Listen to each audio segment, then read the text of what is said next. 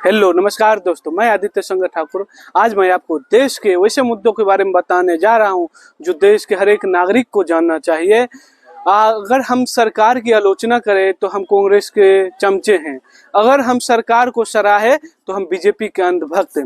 इस गंदी राजनीति के जिम्मेदार हम पढ़े लिखे ही लोग हैं, क्योंकि हम लोग राजनीति से दूर भागते हैं।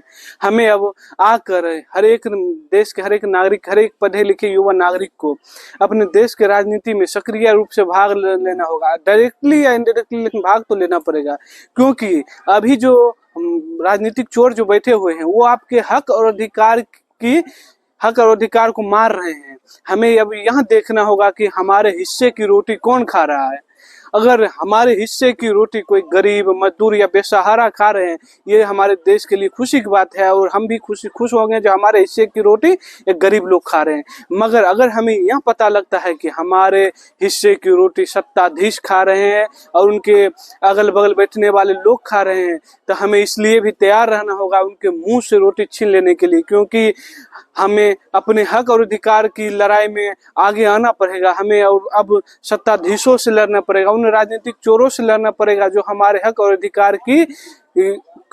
अधिकार को मार रहे हैं। हमें अब ऐसी लड़ाई लड़ना है जिससे कि देश में नया परिवर्तन आए, जिससे कि देश नित आगे बढ़े। हमारा देश जो है करप्शन से भरा हुआ है, वो करप्शन जीरो टॉलरेंस पे आए और हमारा देश फिर से एक चिड़िया कहलाने वाला हमारा देश आज क्यों भ्रष्टाचारों का देश बन गया है। आखिर इसके जिम्मेदार कौन है? आखिर इसके जिम्मेदार कोई राजनीतिक लोग नहीं है। इसके जिम्मेदार हमारे भारत के वो सारे लोग हैं जो देखते हैं कि यहाँ गलत हो रहा है, फिर भी उनके खिलाफ वो आवाज नहीं उठाते हैं। आपको आवाज उठाने का हक और अधिकार हमारे संविधान ने दिया है, फिर भी आप अपने हक और अधिकार की आवाज क्यों नहीं उठा पाते हैं। अब हमें यह देखना होगा कि जो हमारे देश में बहुत पहले से चला आ रहा है जाति देखने की जाति प्रथा, अभी हमें यह त्यागना होगा। अब हमें जाति देखना नहीं होगा, अब हमें जाति के बदले व्यक्तित्व देखना होगा।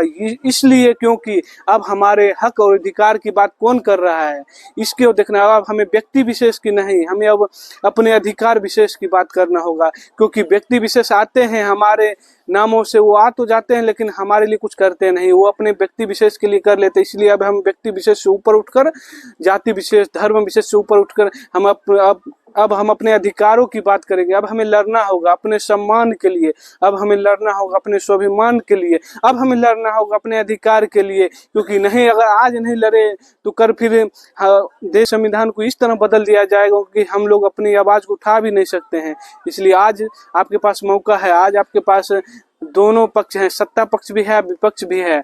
सत्ता जहां विपक्ष जो बोल रहा है संविधान खतरे में है, तो वही सत्ता पक्ष बोल रहा है संविधान, अभी देश का संविधान सही तरह से चल रहा है। इसलिए हमें अब अपने नजरिए से देखना होगा क्या हमारे लिए सही है और क्या गलत है। क्योंकि कभी भी सत्ताधीश ये नहीं बोलते हैं कि ये आपके लिए गलत है, क्योंकि वो बाद में पता चलता है, जब हमारे हक और अधिकार को मार दिया जाता है तब हमें पता लगता है। इसलिए आइए, संगठित होइए, देश के लिए खड़े होइए, देश के लिए लड़िए। जय हिंद, जय भारत।